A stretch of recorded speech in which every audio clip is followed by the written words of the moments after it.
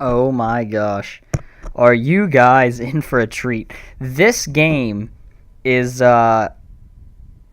it's possibly one of my least actually no, not my least. This is probably the best match I've ever played in my life. It was a 3v3. This was probably almost a year ago, if not more than a year ago. As you can see, all of this stuff is like that. I can't bring up the names or anything. I guess you can't bring up names in multiplayer anyway, but this is like this. But for now, I'm just going to try to keep it the production tab.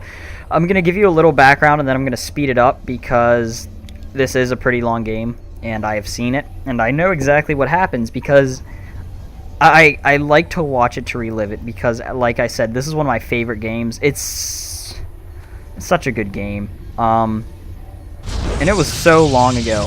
But this is between myself, probably Sexy Red right here. That means I was player number 1 joining the game. Player number 2 is my friend Valorant. He is now VPL Valorant and is co-head of VPL StarCraft with me. And this is Brennikid.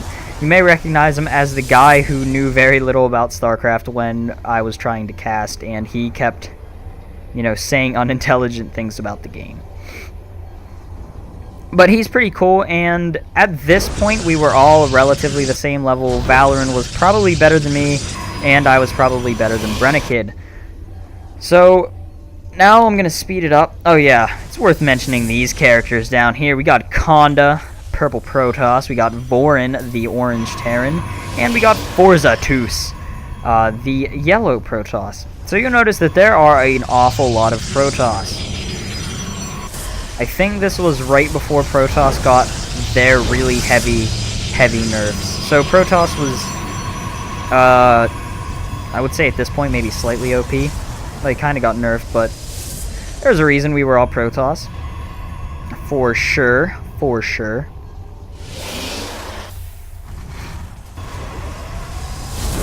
And as long as my frame rate is going steady, 30 frames per second, that's okay, I guess.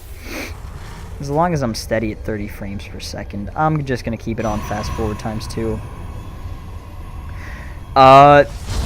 Being that this was so long ago, all of us were pretty much bronze. I would say Valorant is probably actually at about gold at this point. I think I was just now getting promoted into gold, so I wasn't very good. And Brennikid was probably about high bronze, mid bronze, which in a team game really doesn't make all that much difference because we were yelling at him the whole time. We were all in the same room and we were just screaming at him because he made several mistakes that cost us quite a bit.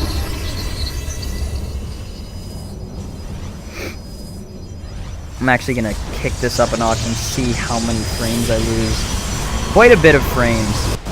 Hopefully you guys accept me for who I am and don't judge my decisions to speed up the game. I'm going to slow it back down whenever action is about to pick up. And here we go. Valorant pings that he has a pylon on the inside. Sneaky, sneaky pylon. Notice that it is 8 minutes. We are just now about to make our first push, and I'm way behind in the economy. Like, I have the weakest economy of everyone, except for this guy, but he has mules, so that's okay. And one thing that Valorant tends to do is, especially at this point in his StarCraft career, he thought, I mean, he kind of knew that he was better than us, but you can see him a lot of times, he will push out by himself because he kind of has the mentality of, man, I was so much better than these guys, I think I can crush them right now. But he was a lot better than us. I think that he made some mistakes there that cost him. But it was all okay. It was all good. We just kind of lost a lot of units right there. Of course, me and Valorant, we retreated at pretty much the same time, getting out of there safely, and Brennikid just lets all of his units die. Showing that he is the true bronze of the group. So, I mean, there's a gold, I guess a silver, and a platinum playing against what I believe was 3 silvers. You can see that we're expanding. Brennikid actually has his whole army right here, doing a whole lot of absolutely nothing. Valorant is protecting this front, and I'm protecting this front, and, I mean, he has this protected. If if there were a Reaper rush, if there was a Colossus rush up this cliff, Brennikid has it covered. And here comes this. Gonna try to do some damage. Pretty good force fields there. Gonna cut the Marines, stop them from getting in, you know, quickly. And those ones were actually pretty counterproductive because we were so zealot heavy and it stopped the zealots from getting in. But still, everything is okay. We're not losing all that much. I'm putting down some tech, teching up, getting some tech biz up in here. Check the spending. As you can see, I'm the furthest ahead in technology. I believe in an advanced alien race, which is why I picked Protoss to begin with. Of course, now those of you who have seen me play, I am Zerg all the way up in here. After they took away my Kadarian Amulet, and you're going to see how much I absolutely love these High Templar in a little bit. Once they took my Kadarian Amulet, I just quit Protoss, because, I mean, I just lost all faith in humanity at that point. And you can see again, like, what I was saying before about Valorant, you know, feeling comfortable about going off by himself. I understand that he wanted to defend right here, but he kind of went out in front of Brennikid, and he should have at least waited for Brennikid to engage. It took me a while to get up there because I'm trying to defend this.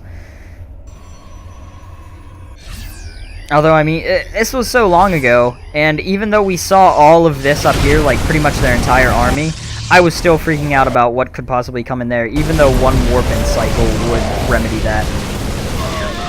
And I believe I missed some pretty good storms on my part up here. So that sucks. So you guys won't get to see me do some epic T-click micro. You can see that there's a lot of A moving going on. This is standard in Bronze.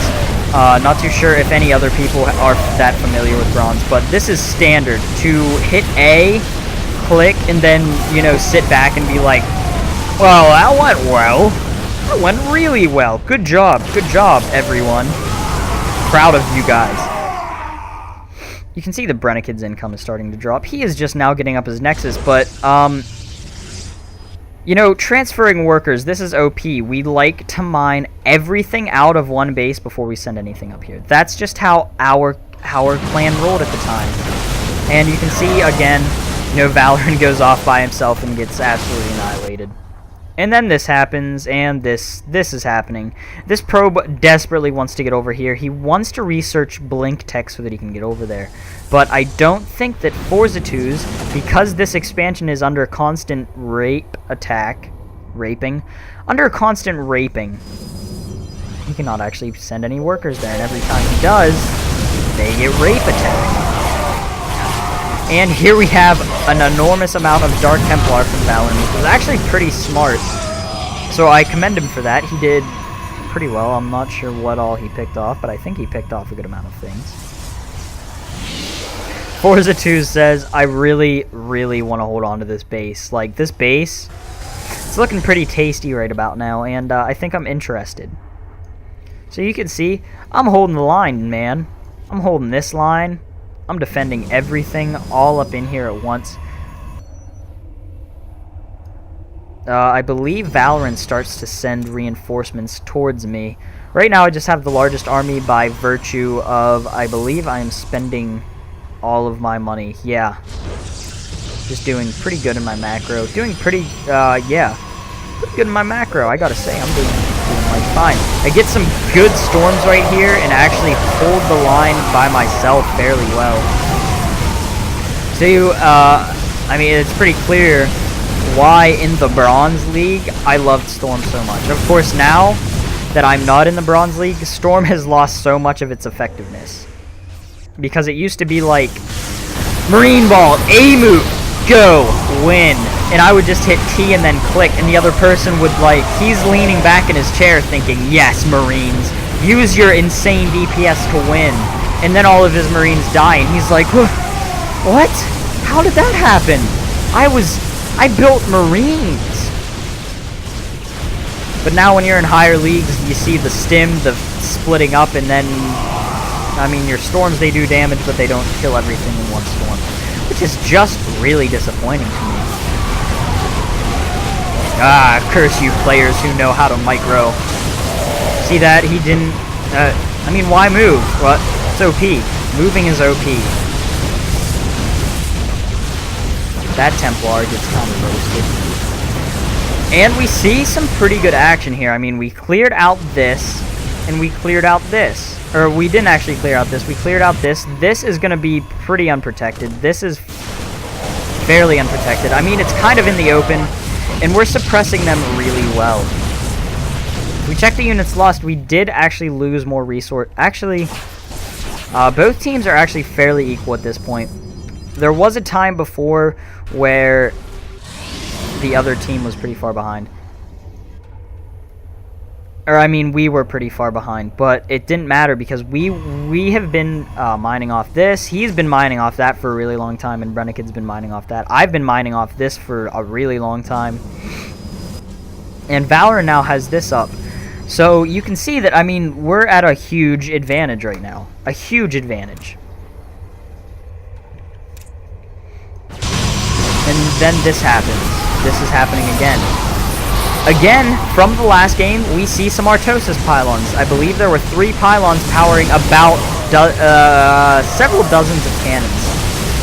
And as you can see, pretty much everything died, and he got little to no cancels off, which is bad for him.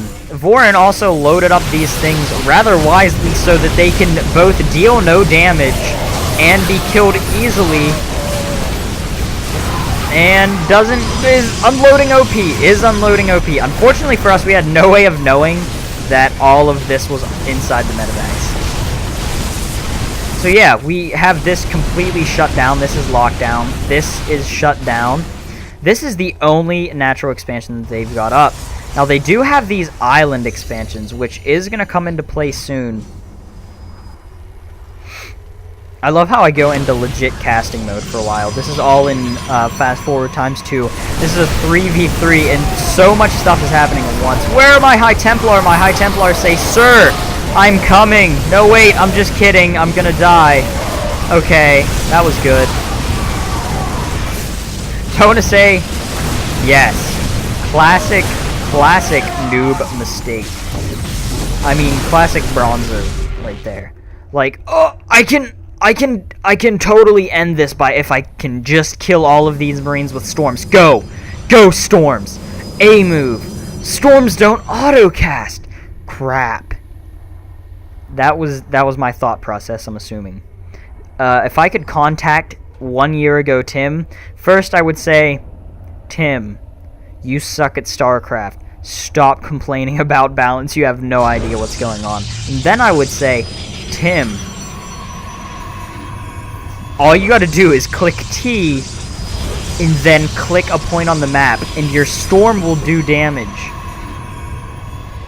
I would probably also try to give him coaching lessons, which he would ignore because he's stupid and headstrong. But now Tim realizes that there are better people at StarCraft than him, because the leagues exist for a reason, and if a diamond player beats you, it's not because he got lucky, it's probably because he's way better than you. And then this happens. This is coming. Oh dear. Oh dear, whatever shall we do? This army is really mad at that stuff. Then he comes in and he's like, I have to stop him. He might mine an extra 1,000 gas off those things and no additional bananas. All of those High Templar die, which is really unfortunate. And then I warp in all of these DTs.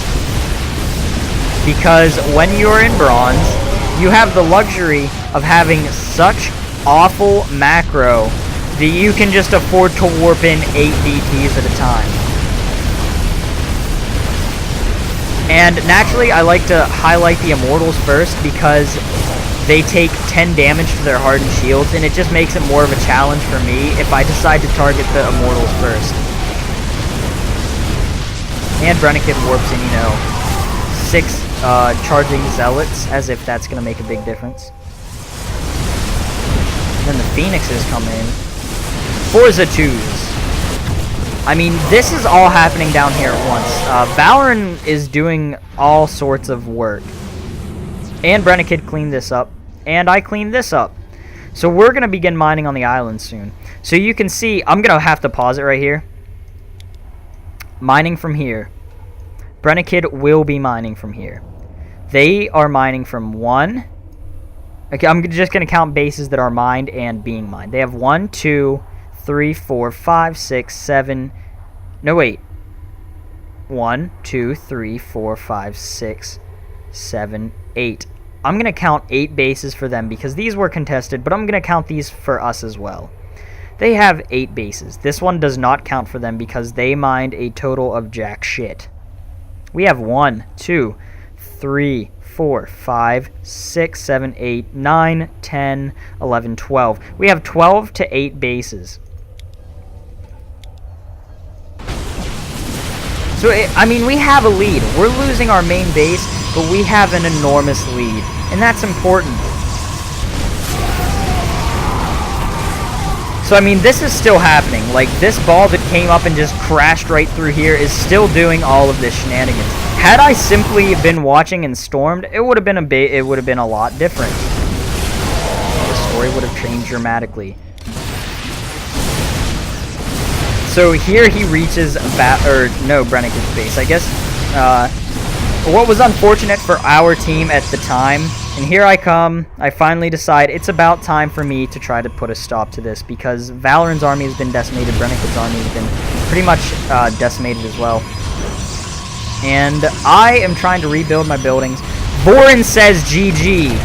I want this to be known as the moment where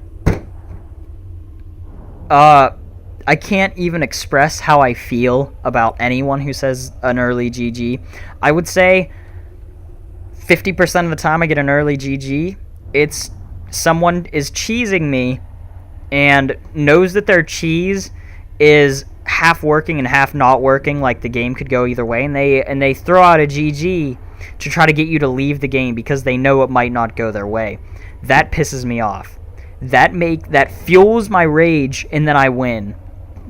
Against those kind of GGs, I would say I win almost 100% of games. And then there are the games where someone is just rolled through your army in the middle of the map, or is rolling through your base, and they throw out a GG, even though what they thought was your whole army, they just crushed through half your army.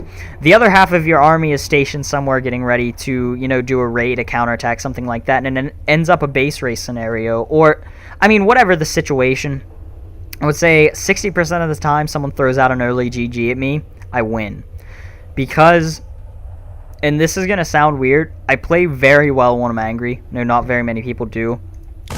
But I just get so utterly pissed and focused, and all I want to do is beat the shit out of the guy, see this, who said that the game is over for me and that I've lost. Because whenever I lose, I will say, good game. You've done well, you beat me. Good game. Yeah, I say bullshit. He just laughs at me, and I'm like, bitch, watch me. And then this happens. Look at my High Templar. Total ballers. He storms himself, but that's okay. He is still a total freaking baller. And then I was like, idiot. I was so pissed. He's mad too. He knows that he just lost the game, and that his arrogance made him sound like a freaking retard, which it did. Because whenever you call an early GG, what I want to say is, to someone who calls an early GG, and this is totally like a grudge thing for me, which is totally why I'm putting it up on YouTube. Yes, this is a grudge. Before everyone goes on the comments is like, this is a grudge video. It's a freaking grudge video. Alright? We have 12 bases. I counted before. We have 12 bases mining. One of your guys has been on one base the entire game. How can you say GG whenever you haven't seen this whole area once the entire game? The furthest they got was here. I'm curious. Do they actually do have vision, but it's just because we're stupid and let their observers get up there. But my point is, they should see this, and they should know that they're about to lose, because we have actively been stealing what used to be their bases. And Valorant is over here, and he is just as pissed as I am. He has been producing off of this stuff. He's had this for a while. I mean, and when I say a while, he's been mining on what used to be their bases for 5 minutes. And they know this. He has this here. He's been, I mean, just scouting everything, and they know that we've stolen their bases. How could he throw out, how could you be so audacious as to throw out a GG? I'll tell you how you could be so audacious as to throw out a GG. You know that the other person, or the other people, are doing fairly well. You want them to leave the game so that they can't win. Which I believe is one of the biggest reasons that people will throw out an early GG like that. I was so satisfied with the outcome of this game because he just comes through and absolutely crushes them. I did my duty and crushed through the guy who called early GG. And then he just leaves. He's like, well, you know, I've done my duty. I've called an early GG that totally wasn't a... I mean, it was an awesome game. GG. Awesome game. Thank you for that. And then I lay this down. I was so mad. Caps lock enabled. Caps lock disabled. Caps lock enabled. Add some extra effect. Bam. Here come this many zealots because, again, when you are awful at this game, you have enough money to just do this. And replay complete. I hope you guys enjoyed watching this awful bronze replay. And I guess the BM didn't kind of happen until later, but it was such good BM. I mean, I was just freaking out. And they can attest to this. My teammates, as I said, we were all in the same room. I said that quite a while ago. I remember throwing a notebook at the wall, and it I believe, made a dent in the wall, and Valorant was really pissed about it because we were at his house. It really upsets me if you say early GG. If you want to get under my skin and then subsequently lose, say early GG. I almost, as I said, 60% of the time, I will beat an early GG. So if you say early GG, you're probably going to lose. That's how statistics work. Bam! I'm trying to come up with a catchphrase. Bam! The BM Beatdown. Yes. Woo!